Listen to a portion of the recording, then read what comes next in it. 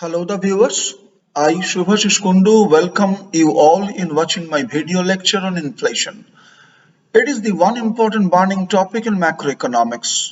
I believe my service and purpose will become successful only if my explanation and coverage on the topic help my viewers to enrich their knowledge and understanding over the topic. My students and the viewers are the real charge of my job. Now let's start our discussion on the topic. Actually, inflation generally means a upward tendency in general price level.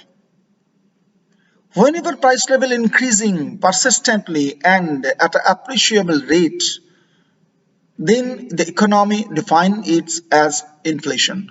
So generally inflation is a persistent and appreciable rise in the general price level in the economy. Various economists define inflation from different angles. Economist Coolborn defines inflation as too much money chasing a too few goods. It means if people have lots of money in their pocket, they have enough capacity to demand more. And if available goods and services in the economy is limited, then it exerts an upward pressure on the general price level. That is why Professor Coolborn defines it that too much money chasing are too few goods. So inflation actually not a short-term phenomenon. It is a long-term phenomenon. It is a dynamic phenomenon. So inflation actually exerts upward pressure on the general price level throughout a period. So that's why it is said inflation is a dynamic and long-term process with which general price level shows a rising tendency. So I repeat, inflation is a long-term and dynamic phenomenon. If we combine all these definitions as provided by the economists, we may find a generally acceptable definition of inflation as the dynamic process by which general price level in the economy rising persistently over a long period of time. It means once price is increased and stopped, that does not mean inflation. At the period of inflationary situation in the economy, a tendency of upward price situation is observed. So it is a dynamic process. It is a long-term process through which the general price level is rising continuously. Now the question is, what are the types of inflation? Actually, inflation can be explained from different angles. Every phenomenon has different aspects, different angles to discuss.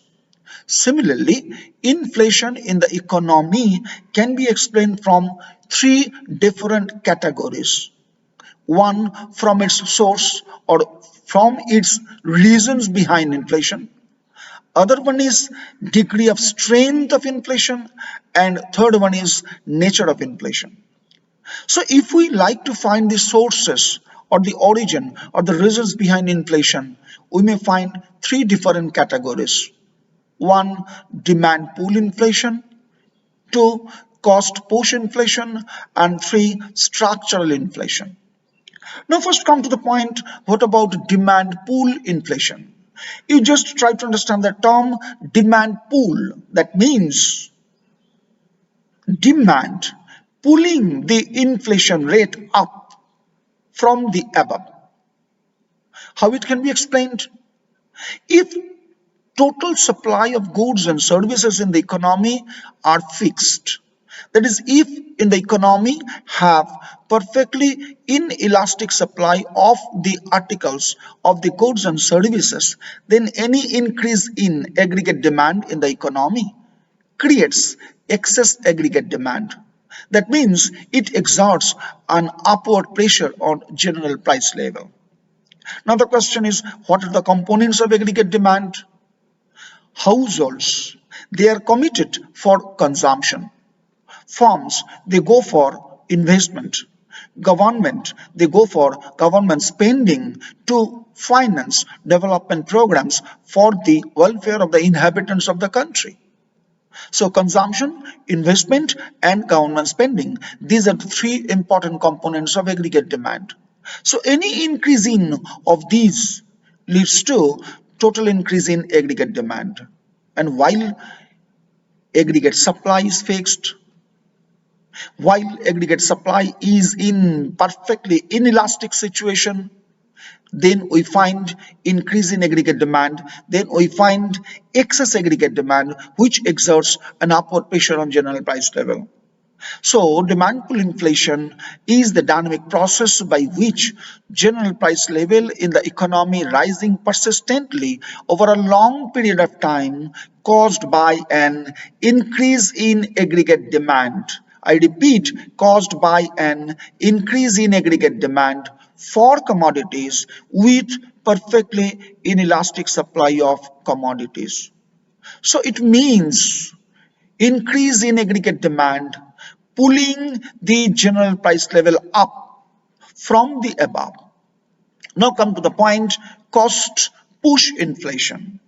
Actually, cost of production has several components. Among these, wage cost, that is cost of labor, is the general one, is the most important one, as because labor is the one component that is required for every production purpose. So if wage cost is increased by any means, maybe from trade unions pressure, maybe from other factors, if wage cost is increased, that means increase in total cost of production. So while total cost of production is increased, then firms are facing a problem of decrease in profit margin or problem of chances of losses. So while wage cost is forcefully increased, then increase in total cost of production leads to a chances of loss of the firm, reduction in profit margin of the firm. So they find no other alternative but to reduce total production. So reduction in total production with fixed aggregate demand again creates excess demand in the economy. So that is why the general price level again showing a tendency in upward direction. So that is the inflationary pressure again available in the economy. So here increase in cost pushes the general price level up from bottom, from below. That's why it is called cost push inflation. So increase in cost of production leading an upward pressure on the general price level and causing the cost push inflation. Next come to the point structural inflation. Actually structural inflation means a situation, a dynamic process by which general price level in the economy rising persistently over a long period of time due to increase in demand for the commodities in some specific sectors without hampering equality between aggregate demand and aggregate supply in the economy. It means at the time of structural inflation, total aggregate supply, aggregate demand equilibrium is not hampered. In few sectors, in few specific important sectors, total demand is increased, and that is why disturbance created. And finally, as a whole, we have increase in general price level in the economy. That is called the structural inflation. Depending on the degree of strength of inflation, we find three different categories. One is creeping or moderate inflation. Second one is galloping inflation. And third one is hyperinflation. What about creeping? Creeping inflation means when rate of inflation is in single digit. That means it is within control. In this inflationary situation, government finds a positive situation in the economy. While inflation is there, then producers getting encouraged. So they go for larger production. So scope of employment generation is there. That is why government do not exercise any controlling measures over it. So government allow at the time of creeping inflation to occur. So, under creeping inflation, nothing to be worried, rather, a boosting factor for the economy is observed. Next come galloping inflation. Galloping inflation means the rate of inflation comes to double digit. Galloping inflation occurs when general price level starts rising at a double digit rate. Once the galloping inflation gathers the momentum, it creates a serious threat and economic disruptions in the country. Because while galloping inflation is there, while inflation rate reaches the double digit, then the varieties of trouble, varieties of problems are witnessed in the economy. One is increasing situation of unemployment, because producers are getting in tough situation whether to increase production or not. So unemployment is generated. Maldistribution of income is generated because poor becoming much poorer and rich becoming much richer. So lots of hazards are tolerated by the economy then. Next come to the hyperinflation. Once hyperinflation appears, then economy finds no nothing good. Every time economy has to be stricken off by severe condition. Germany witnessed the same in 1920-2023 period, and China, Hungary observed the same hyperinflation situation just after World War II. It is very tough to rescue the economy from the dig of oil once hyperinflation occurs. So economy always try to avoid galloping and hyperinflationary situation. Now come to the point of inflation in terms of nature. Open inflation, that is called reflation, suppressed inflation, and stagflation. Open inflation means when government allows inflation to operate, inflation to move, because it is a boosting factor for the economy. So whenever open inflation is there, government do not apply any measure but encourage it, then we call this kind of inflation as open, because everyone allowing, everyone welcome inflation to occur. So when it is inflation situation and called suppressed, because government exercise controlling measures over it, government deny to allow it to operate. So at the time of suppressed inflation, in spite of government policy, in spite of various anti-inflation measures, inflation occur, inflation continues. That is called suppressed inflation. Actually, government trying to overcome the crisis by exercising control on it. Now come to the point of stagflation. What does stagflation means? Stagflation means stagnancy in the economy with occurrence of inflation. So the phenomenon of inflation accompanied by unemployment of resources can be regarded as stagflation. Actually, in the developing countries, presence of inflation in some cases generate unemployment. Economy cannot solve the problem of unemployment, but economy has to accept the situation of inflation. That is called stagflation. That is inflation coupled with unemployment of resources. Now we come to the point explanation of demand pull inflation. Then I will go with explanation of cost push inflation through diagram. You see, demand pull inflation, in my first part, I told you that if aggregate supply in the economy is perfectly inelastic, then any increase in aggregate demand, I told you various factors are there: consumption, investment, government spending. If any of these components are increased, then total aggregate demand is increased in the economy.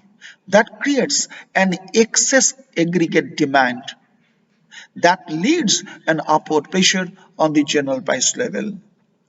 So you see the diagram, SS dash is the supply curve, is the aggregate supply curve. In the diagram, we measure price along the vertical axis and quantity demanded and supplied in the economy in aggregate sense along the horizontal axis.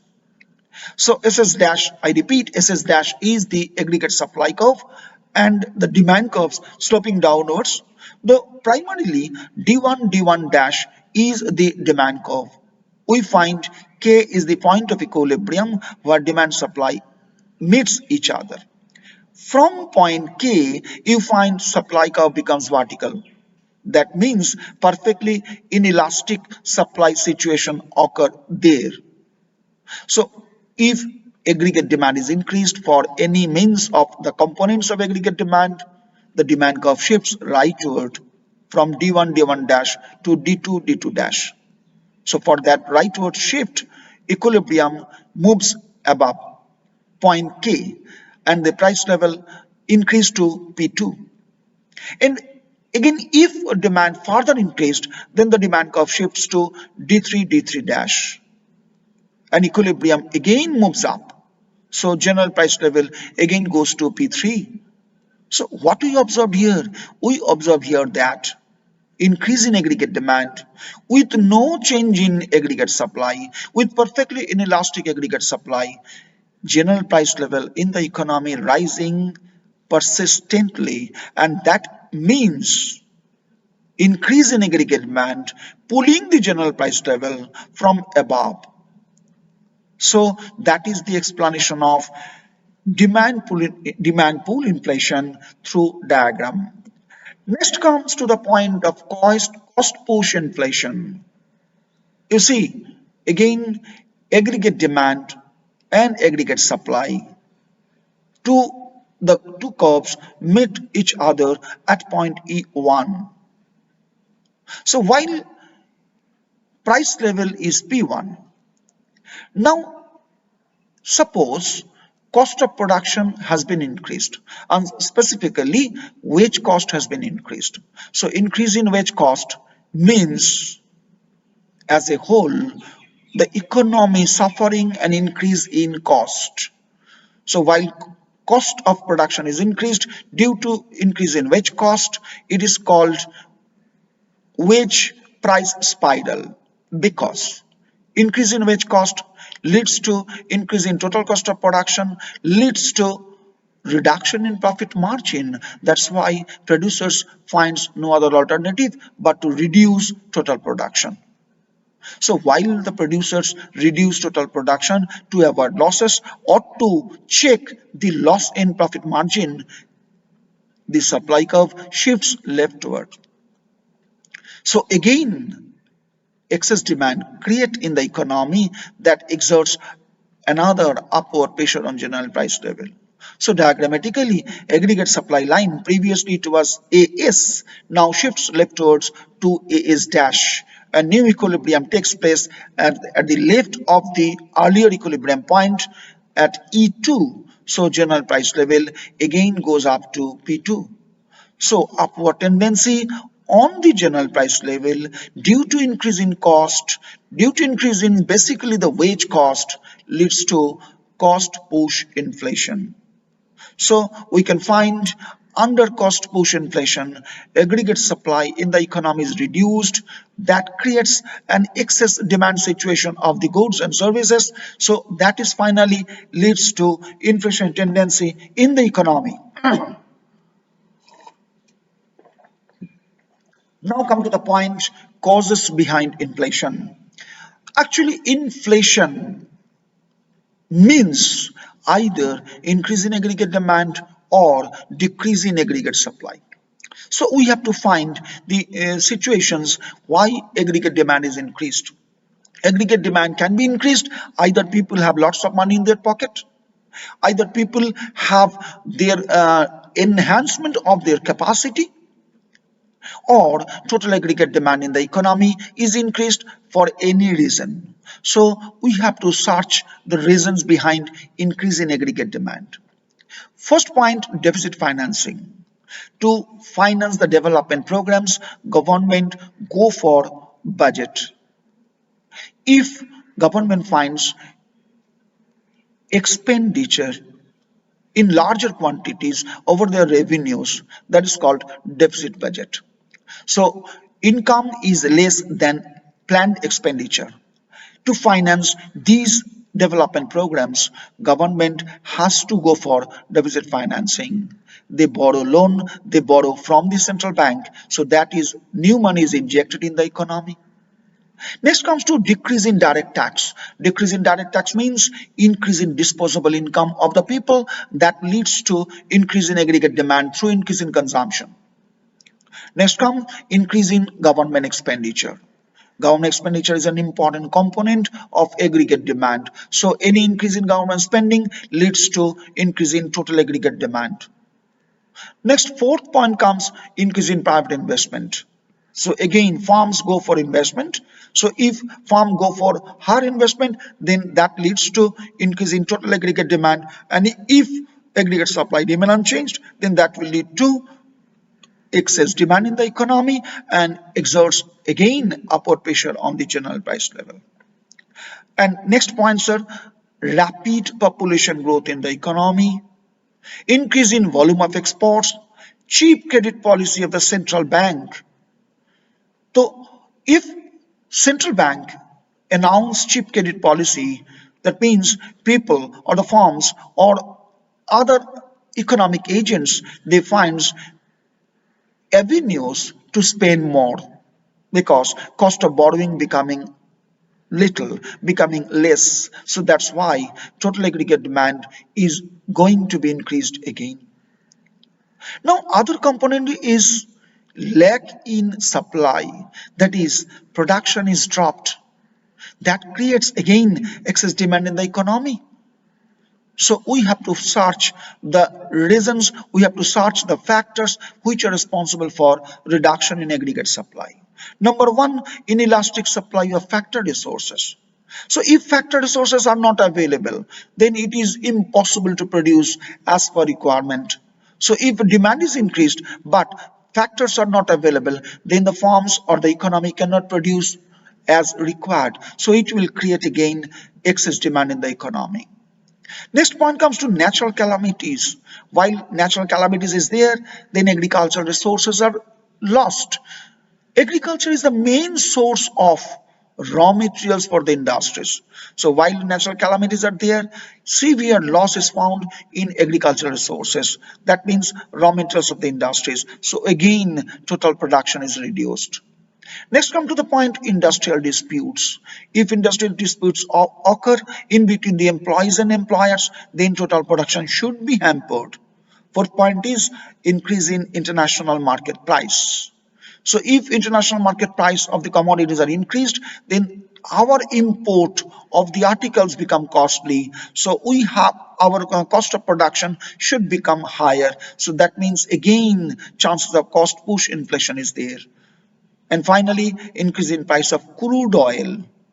Increase in price of crude oil automatically leads to increase in cost of production, as because cost of petroleum goods, cost of the fuel should be increased.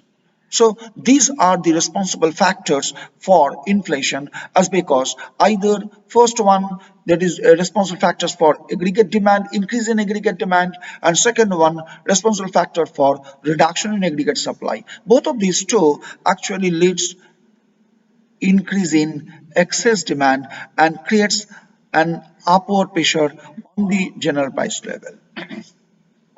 Now come to control of inflation. We find the reasons. We go to the physicians to check up. Why? To recover, to cure ourselves from the disease, from the problems. So physicians go for several diagnoses. Actually, they search, they find the root of the disease, root of the cause. Until and unless they find the root, they cannot suggest any medicine. So there is no recovery. Similarly, we have to search the reasons, and we have already searched the reasons behind inflation. Now the measures, now the medicines are to be applied to check inflation. So which are the measures? One is fiscal measures, second one is monetary measures, and third one is other measures. Fiscal measures are those the economic policies which are framed solely by the government. Monetary measures are those which are framed solely by the central bank of the country. In our context, it is the Reserve Bank of India. And other than fiscal and monetary measures, few other measures are there. So, what are the fiscal measures as exercised by the government to control inflationary pressure, inflation situation in the economy? One is decrease in aggregate government expenditure. That means any reduction in government spending leads to a reduction in aggregate demand. Next comes to increase in direct tax on the income of the individuals. So if direct tax is increased, if income tax is increased, then that leads to a reduction in disposable income. Any reduction in disposable income leads automatically reduction in aggregate demand through reduction in consumption spending.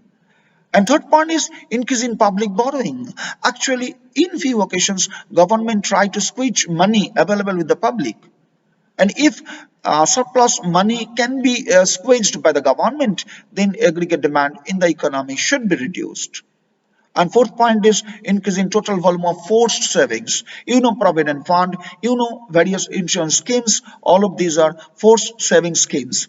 So if government encourage people to go for forced saving schemes, then actual spending capacity, actual income of the public should be reduced, and that will lead to a reduction in aggregate demand. So all these are measures adopted by the government to check inflationary pressure in the economy. Then comes to monetary measures.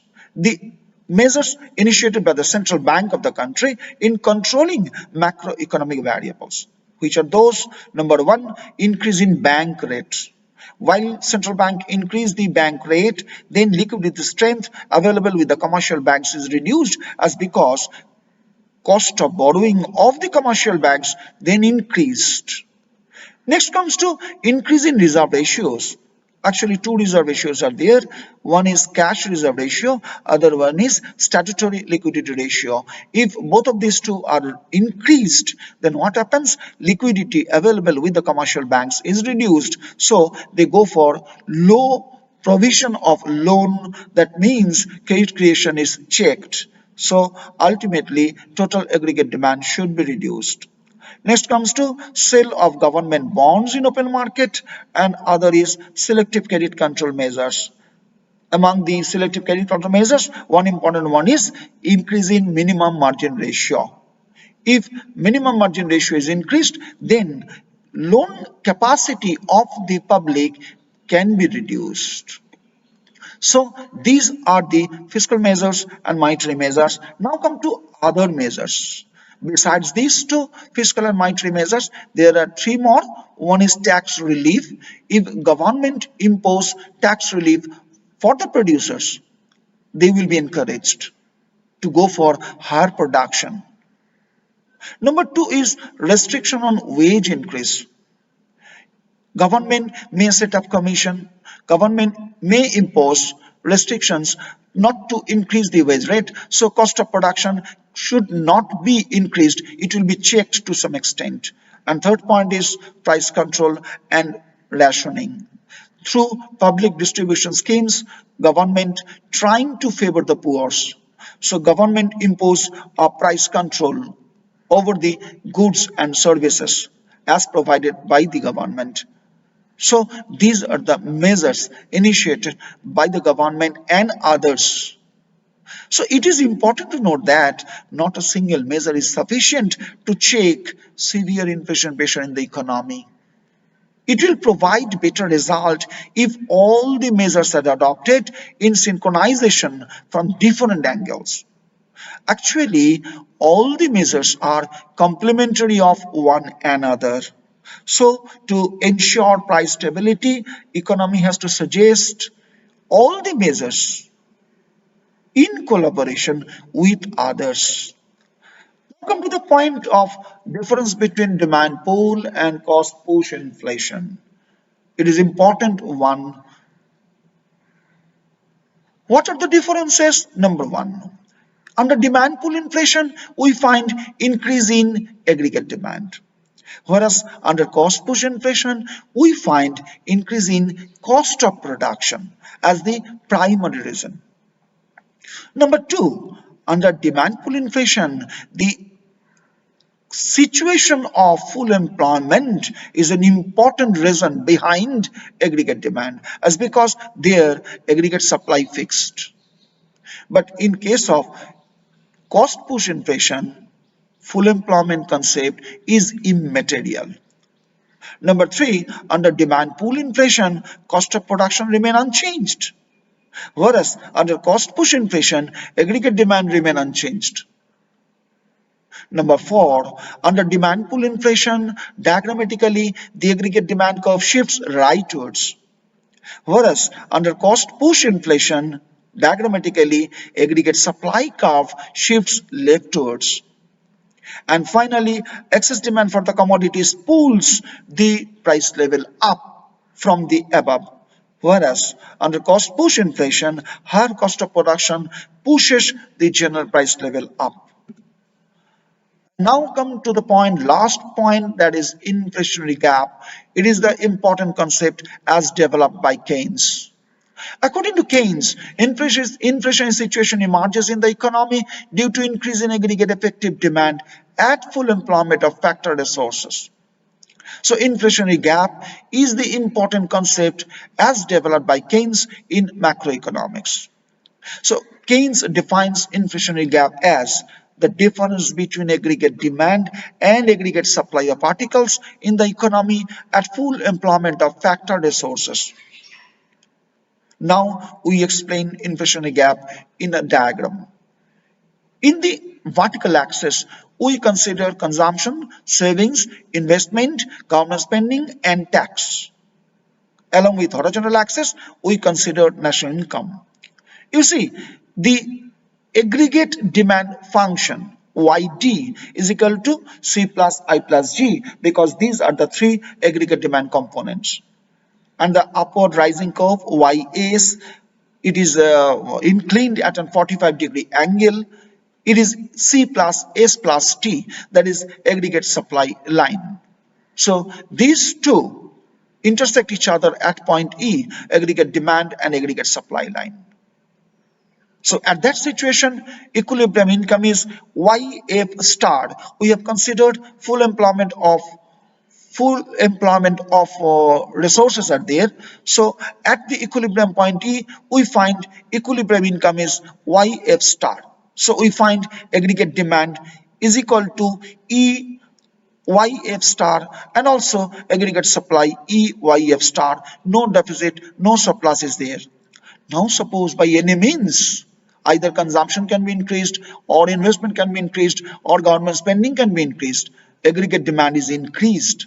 So that situation leads the aggregate demand function to shift upwards to YD dash, that is equal to C plus I plus G dash.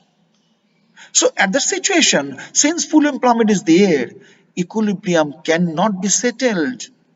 So what we find at the situation, aggregate supply still remain EYF star, but aggregate demand goes up to AYF star. So a gap is there between aggregate demand and aggregate supply. AYF star, aggregate demand, EYF star, because of full employment is aggregate supply. So the gap AE, that is the creation of excess demand in the economy. That is the cause behind generation of inflationary pressure in the economy. That's why AE refers to the inflationary gap, which is the cause of inflation. So that's all of my video lecture on inflation. Hope my viewers can get some overview of inflation from this lecture. Thank you all for watching the video. Thank you very much.